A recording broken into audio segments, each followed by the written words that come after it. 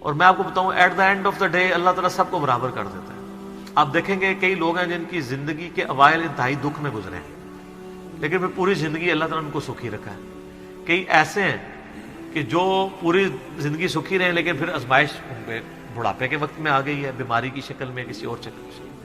اور بعض ایسے ہیں کہ جن کو پوری زندگی غم سے عبارت ہوتی ہے، ایسے لوگ بھی ہیں.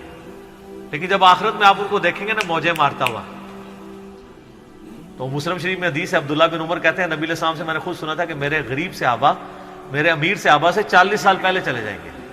ظاہر ہے قیامت کا دن 50,000 سال کا دن ہے، اس میں 40 سال تو کچھ بھی نہیں ہے. وہ 40 سال پہلے جنت میں چلے جائیں گے. لیکن 40 سال آپ دیکھ لیں کتنے زیادہ ہوتے ہیں صرف غریب ہونے. اس لیے عبداللہ بن عمر غریب صحابہ کے ساتھ بیٹھا کرتے تھے کہ یار چلو چنگے دے لڑ لگ جائیے. نانگے پیر نہیں، غریب صحابی، درویش لوگ. تو مال فتنہ ہے. اس حوالے سے بخاری مسلم میں حدیث ہے، نبی علیہ السلام نے فرمایا کہ ابن آدم کہتا ہے میرا مال میرا مال میرا مال. حالانکہ تیرا مال تو وہ ہے جو تو نے کھا لیا یا پہن کر بوسیدہ کر لیا یا اللہ کی راہ میں خرچ کر کے آخرت کے لیے ذخیرہ کر لیا. باقی تو تیرے ورثہ کا مال ہے. بخاری مسلم میں حدیث ہے انسان کے 3 دوست ہیں. ایک وہ ہے کہ جو ساتھ جاتا ہے قبر کے اندر، 2 باہر ہی رہ جاتے ہیں. اس کے اعمال قبر میں ساتھ جاتے ہیں، اس کے رشتہ دار اور مال باہر ہی رہ جاتے ہیں. بخاری مسلم دونوں میں حدیث ہے، نبی علیہ السلام نے فرمایا ابن آدم کے پاس اگر سونے کی 2 وادیاں ہوں تو وہ تمنا کرے گا تیسری بھی آ جائے، اس کا پیٹ صرف قبر کی مٹی بھرے گی. بخاری مسلم دونوں میں حدیث ہے. یہ نہ سمجھیے گا یہ بزرگوں والا ہے، یہ واقعی بخاری مسلم دونوں میں حدیثیں ہوتی ہیں جو میں بیان کر رہا ہوتا ہوں، پوری ذمہ داری سے کر رہا ہوتا ہوں کہ اے اللہ محمد اور آل محمد کو بس اتنا ہی رزق دینا کہ ان کی روح اور جسم کا رشتہ برقرار رہے. بخاری اور مسلم دونوں میں حدیث ہے.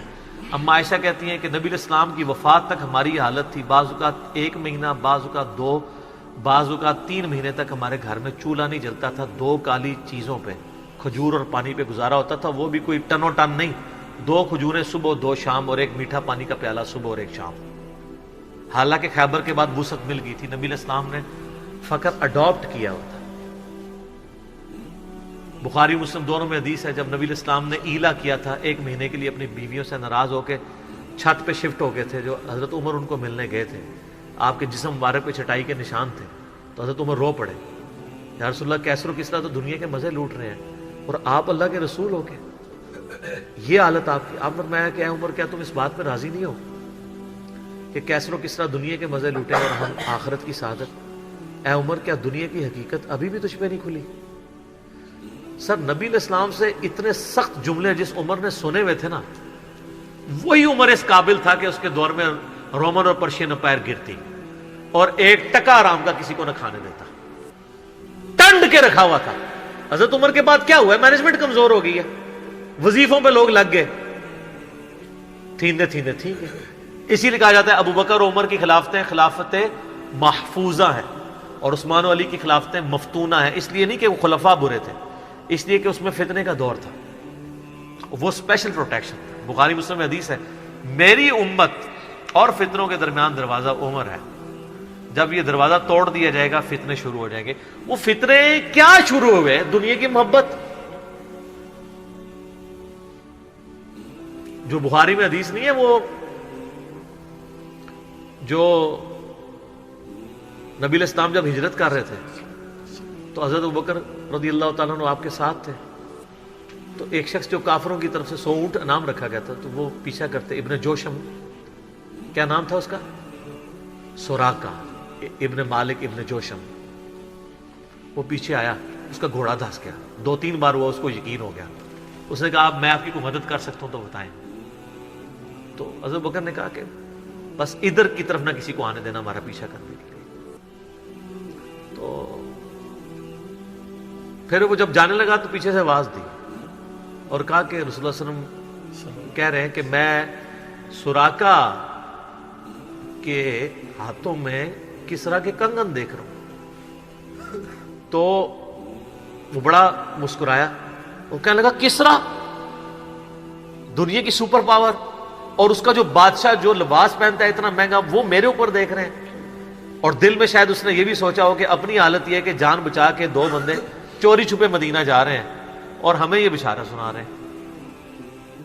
تو نبی علیہ السلام کو یہ پتا بھی تھا کہ امت کے لیے خزانے کھلیں گے, تب بھی آپ نے فقر اختیار کیا تاکہ امت پیچھے سے مال پانی نے شروع کر دے, کیونکہ ترمذی کی حدیث ہے ہر امت کا کوئی نہ کوئی فتنہ ہے, میری امت کا فتنہ مال ہے, سیدھی سی بات ہے.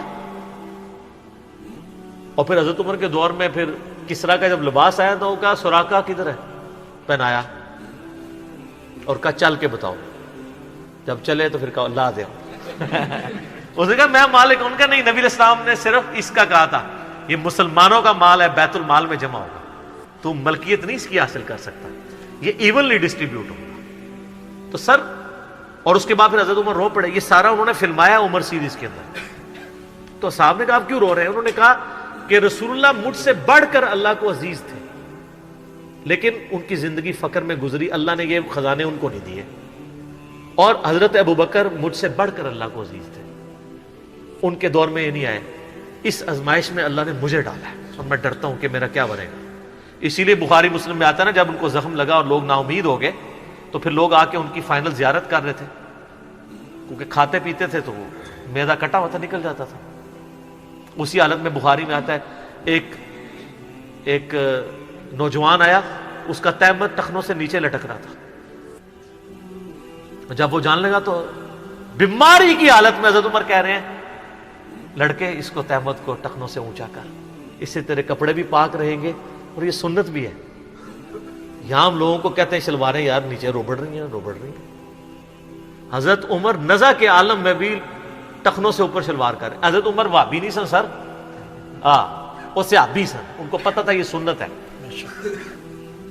اور نزا کے عالم میں تہمت اوپر کروا رہے ہیں, یہ بخاری کے الفاظ ہیں. اور وہاں پہ آگے صحابہ کرام کہہ رہے ہیں کہ اللہ تعالیٰ عمر پر رحم فرمائے, اے امیر المومنین آپ کی وجہ سے اللہ نے مسلمانوں کو اتنی فتوحات دیں, رومن امپائر گری, قادسیہ یرموک مسلمانوں کو فتوحات ملی, امید ہے اللہ تعالیٰ آپ کے لیے بہت اجر رکھے گا. انہوں نے کہا کہ مجھے اللہ تعالیٰ میری ان خدمات کے عوض اگر برابر بھی چھوڑ دے کہ میرے گناہ اور نیکیاں برابر ہو جائیں تو واللہ میں کامیاب ہو گیا, میں اللہ سے اتنا ڈرتا ہوں. یہ انہوں نے کوئی ایکٹنگ نہیں کی, نہ یہ میں کہوں گا کہ ان کی عاجزی تھی, یہ ریالٹی تھی. جس کو خدا کا تعارف ہے وہ واقعی جانتا ہے کہ اللہ بڑا ڈاڈا ہے. حضرت ابوبکر نے جب مشورے کے بعد حضرت عمر کو نامزد کیا تھا تو آپ کو پتہ ہے حضرت عمر کو کیا نصیحت کی تھی؟ کیا عمر ایک ہی نصیحت انہوں نے کی, ان کا اتق اللہ یا عمر. وہ عمر سیریز میں فلمایا انہوں نے, اللہ سے ڈرنا. اور جب تو جنتیوں کی طرف دیکھے نا تو دعا کرنا کہ اللہ تجھے اس میں شامل کرتا ہے, اور جب تو دوستیوں کی طرف دیکھنا تو ڈرنا ایسے کہ کہیں تو ان میں شامل نہ ہو. انہوں نے نہیں کہا میں عشرہ مبشرہ ہوں, میں جس راستے پہ چلوں شیطان بھاگ جاتا ہے, یہ آپ مجھے کیا باتیں بتا رہے ہیں. ان کو پتا تھا کہ اللہ تعالیٰ کی صفت بے نیازی بھی تو ہے نا سر, آپ کو نہیں پتا. وہ تو پیغمبروں کے اوپر عطا فرما دیتا ہے. یونس علیہ السلام تو پیغمبر تھے, اور اتنا غصہ کہ سورہ صافات میں ہے کہ یونس اگر مچھلی کے پیٹ میں ہمیں نہ پکارتا تو پھر اسی دن نکالا جاتا جس دن مردے اپنی قبروں سے نکالے جائیں گے. یار اتنا غصہ کیا کر دیا, کوئی بندے مار دیے یونس نے. آپ یوٹیوب میں کلپ دیکھیں یونس علیہ السلام کا واقعہ تو آپ کو پتہ چلے گا. سر اللہ اپنے معاملات میں بہت سخت ہے. اللہ وہ نہیں ہے جس کا تعارف آپ کو کروایا گیا. پچھلے دنوں بھی وہ ہمیں ایک لیٹر کہیں کسی نے بھیجا تو پھر ہم نے ان کو بھیجا کہ آپ میرا کلپ دیکھیں, اللہ کی رحمت سے دھوکہ, اور انجینئر محمد علی مرزا صاحب لکھے. تو اس میں وہ کہہ رہے تھے, وہ تارا جمیل صاحب کہتے ہیں کہ آج کل کے مبلغین نے لوگوں سے ان کا رب بھی چھین لیا اور ان کو ڈراتے رہتے ہیں. سر کیوں نہ ڈرائیں اللہ کے بندو, قرآن کا ڈومیننٹ پورشن ہے ہی تذکیر ہے, بلکہ قرآن کا تعارف ہی تذکیر ہے, نصیحت ہے, ڈر سنانا ہے, ڈر سنانا. وَأُوحِيَ إِلَيَّ هَذَا الْقُرْآنُ لِأُنذِرَكُمْ بِهِ وَمَنْ بَلَغَ. سورہ الانعام آیت نمبر 19. اے نبی علیہ السلام فرما دو مجھے تو قرآن وہی اس لیے کیا گیا ہے میں تمہیں ڈر سناؤں, اور جس تک یہ کتاب پہنچ جائے وہ بھی ڈر سنائے. بخاری کے حدیث ہے آپ علیہ السلام ایک چوراہے سے گزر رہے تھے, کچھ صحابہ جو ہے وہ ہنس رہے تھے, آپ رک گئے. پھر آپ نے فرمایا جو کچھ میں جانتا ہوں نا تم جانتے ہوتے نا تو بہت کم ہنستے زیادہ رویا کرتے. بخاری مسلم میں حدیث ہے، عبداللہ بن عمر کہتے ہیں نبی علیہ السلام نے میرے کندھے پہ یوں ہاتھ رکھ کے نا فرمایا تھا عبداللہ اپنے آپ کو مردوں میں شمار کرنا، یعنی سمجھو کہ آج میں گیا ہی کہ گیا۔ سر جب یہ تلوار کسی کے سر پہ لٹک رہی ہو نا پھر اس کا قبلہ سیدھا رہتا ہے، ادروائز وہ یتیموں کا مال بھی ہڑپ کرے گا، بہنوں کی جائیداد پہ بھی قبضہ کرے گا، اور وہ ماں باپ بھی جو اپنی زندگی میں بیٹوں کو سب کچھ دے کے چلے جاتے ہیں اور بیٹیوں کو محروم کرتے ہیں۔ ہمارے پاس تو لوگ آتے ہیں، ہم ان کو کہتے ہیں تمہارے ماں باپ دوزخ میں جل رہے ہوں گے، اب بھی ٹائم ہے کہ ان کی وصیت بدل دو۔ قرآن میں بھی ہے کہ اگر کوئی غلط وصیت کر کے آتا ہے وصیت بدلو، اس کو عذاب سے بچاؤ۔ تو کئی لوگ ہیں، میں نے دیکھا ہے ملینز آف روپیز انہوں نے ماں باپ کے مرنے کے بعد ان کے نام پہ ہوئے اپنی بہنوں کو واپس کیے ہیں کہ چلو یار ہمارے ماں باپ دوزخ میں جانے سے بچتے ہیں۔ اگر آپ کے ماں باپ کی محبت آپ کے دل میں ہے نا تو خدا کے لیے اگر آپ یہ نہ کہیں کہ میرے ماں باپ دے گئے ہیں تو وہ جانے اور ان کا کام، یار وہ آپ کو دے کے گئے، آپ کے ساتھ نیکی کر کے گئے، اور آپ ان کے ساتھ یہ بھی نیکی کرنے کے لیے تیار نہیں ہے کہ جو مال انہوں نے کمایا تھا وہ ان کو دوزخ سے رہائی سے عطا کرنے کے لیے آپ ان کے لیے خرچ کر دیں جو آپ نے نہیں کمایا ہوا۔ تو کتنے بڑے ناہنجار اولاد ہیں آپ۔ سنن ابن ماجہ کی حدیث ہے تو اور تیرا مال تیرے باپ کا ہے، بہت بڑی بات ہے۔ ماں باپ بغیر اجازت کے بھی اپنے اولاد کے مال میں سے لے سکتے ہیں، یہ ذہن میں رکھیے گا، بڑا حق ہے۔ اور آپ لوگ یہ کام کر رہے ہیں، اور جو ماں باپ کر رہے ہیں خدا کے لیے ان کے پاؤں پکڑنے پڑتے ہیں، پاؤں پکڑے، ان کو کہیں کہ خدا کے لیے بہنوں کو اس طرح نہ کیا کریں۔